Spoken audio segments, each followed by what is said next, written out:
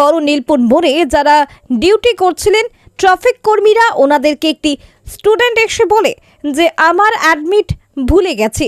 সাথে সাথে ট্রাফিক কর্মী আমাদের বড়বাবু চিন্ময় ব্যানার্জিকে ফোন করে ডাকেন এবং বড় নীলপুর মোড়ে বড়বাবু গিয়ে ওই স্টুডেন্টকে জিজ্ঞাসাবাদ করেন এবং উনি বলেন যে আমার অ্যাডমিট আনতে ভুলে গেছি।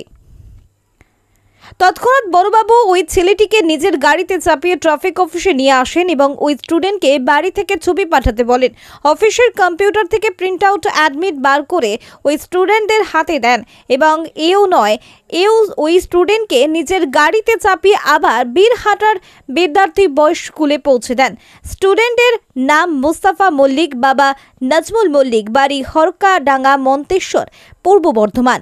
স্টুডেন্টটি স্বীকারোক্তি করেছে, আমি যদি বাড়ি যেতাম 54 কিলোমিটার রাস্তা, আমি আর ফিরে পরীক্ষা দিতে পারতাম না। আমার বাড়ি কুসুমগ্রাম থেকে যেতে হবে অনেকটা দূর। তা আমার 10টার সময় আমি এসেছিলাম, তা আমার অ্যাডমিট কার্ড আনতে ভুলে গেছি। তা স্যার আমাকে খুবই হেল্প করেছে এবং বার করে দেখুন আমাকে খুব সাহায্য করেছে।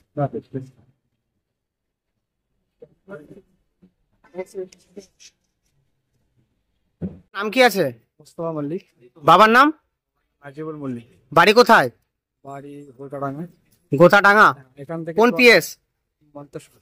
আচ্ছা, কত কিলোমিটার রাস্তা বর্ধমান থেকে? এখান থেকে 54 কিলোমিটার। 54 কিলোমিটার রাস্তা। কি প্রবলেম হয়েছে আপনার? এখানে আসার পর আমি দেখি যখন লাইনটা দেবো তখন আমার অ্যাডমিট কার্ড আনতে ভুলে গেছি। আচ্ছা, আমার এখানে স্যার আছে, ট্রাফিক ছিল বড়বাবু স্যার।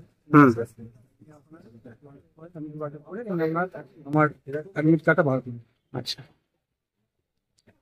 আপনি ঠিক সময় অ্যাডমিট কার্ডটা পেয়েছেন এবং আমাদের বড়বাবু খুবই হেল্প করেছেন, অ্যাডমিট কার্ডটি বার করে দিয়েছে প্রিন্ট আউট করে। আপনি খুশি তো? খুশি।